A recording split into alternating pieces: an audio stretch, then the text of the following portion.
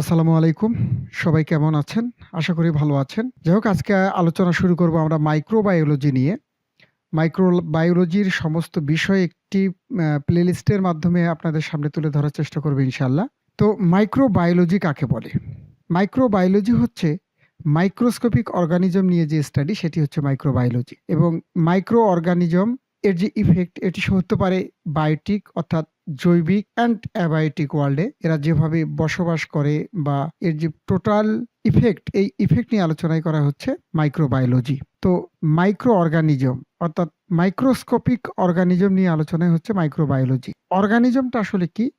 Organism হচ্ছে একটি living things অর্থাৎ জীবন্ত কোনো একটি বস্তু যার সুনির্দিষ্ট একটি স্ট্রাকচার আছে অ্যান্ড সেটি রিঅ্যাক্ট করতে পারে কোনো স্টিমুলির এগেনস্টে রিঅ্যাক্ট করতে পারে, রিপ্রোডাকশন করতে পারে অর্থাৎ প্রজনন করতে পারে, বংশবৃদ্ধি করতে পারে, এটি গ্রো করতে পারে এবং যে কোনো পরিবেশে অ্যাডাপ্ট করার ক্ষমতা রাখে। এটি হচ্ছে অর্গানিজম। সো মাইক্রো অর্গানিজম কি? গ্রিক মাইক্রো শব্দের অর্থ হচ্ছে স্মল, বায়োস শব্দের অর্থ হচ্ছে লাইফ এবং লোগোস অর্থ হচ্ছে সাইজ অর্থাৎ স্মল লাইফের যে সায়েন্স সেটি হচ্ছে মাইক্রোবায়োলজি। সো মাইক্রো অর্গানিজম গুলো কি? এটি আসলে একটি লিভিং অর্গানিজম যেগুলো খালি চোখে দেখা যায় না। এগুলো সব জায়গায় আছে বাট আমরা খালি চোখে দেখতে পাচ্ছি না।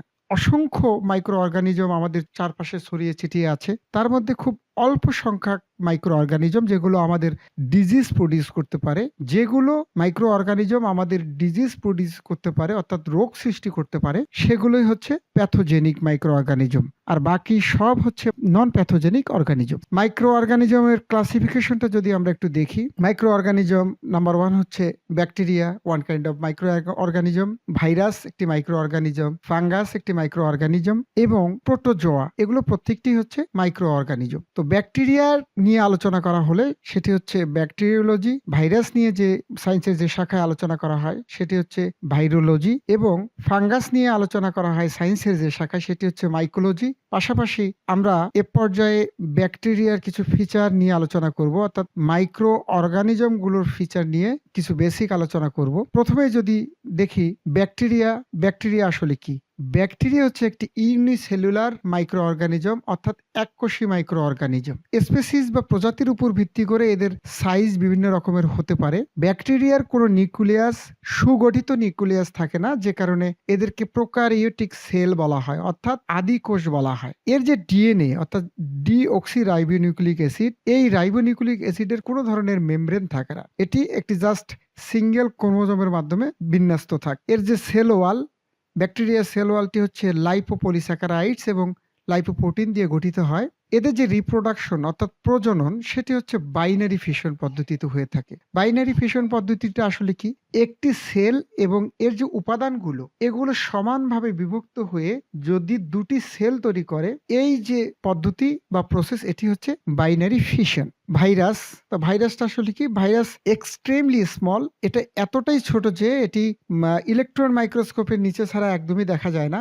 একটি ভাইরাস 20 মাইক্রন থেকে 200 মিলি মাইক্রন পর্যন্ত হতে পারে। ভাইরাসে একই সাথে ভাইরাসের যে নিউক্লিক অ্যাসিড, এই নিউক্লিক অ্যাসিডে একই সাথে ডিএনএ এবং আরএনএ থাকে না, হয় ডিএনএ থাকবে অথবা আরএনএ থাকবে। এবং ভাইরাসগুলো হচ্ছে অব্লিগেট প্যারাসাইট অর্থাৎ এগুলো হচ্ছে বাধ্যতামূলক পরজীবী। ভাইরাস কখনোই অন্য কোনো লিভিং অর্গানিজমের সেল ব্যতীত জীবন ধারণ করতে পারে না। যেমন ভাইরাস হিউম্যান বডি অথবা যে কোনো এনিম্যাল বডি, ব্যাকটেরিয়া, প্লান্ট এগুলোর সেলের উপরেই কিন্তু এদের বংশ বিস্তার করে থাকে এবং জীবন ধারণ করে থাকে। রিপ্রোডাকশনের জন্য অবশ্যই অন্য কোনো সেল ছাড়া ভাইরাসের রিপ্রোডাকশন সম্ভব হয় না। ফাঙ্গাস হচ্ছে একটি মাল্টি সেলুলার প্লান্টস। এগুলো ফিলামেন্টাস অর্থাৎ সুতার মতো লম্বা, সেলগুলো সুতার মতো লম্বা অবস্থায় বিরাজ করে এবং এগুলো ম্যাক্সিমাম হচ্ছে নন প্যাথোজেনিক। ফাঙ্গাস অর্থাৎ এদের জীবন ধারণের জন্য বা রিপ্রোডাকশনের জন্য যে কোনো একটি অর্গানিজম লাগে, সেটি হতে পারে ডেড অর অ্যালাইভ, জীবিত অথবা মৃত, যে কোনোটি হোক না কেন এর উপরেই মেইনলি ফাঙ্গাস বংশবৃদ্ধি করে এবং জীবন ধারণ করে থাকে।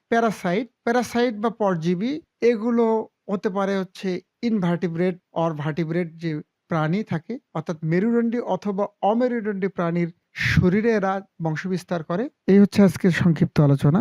ধন্যবাদ সবাইকে। আসসালামু আলাইকুম।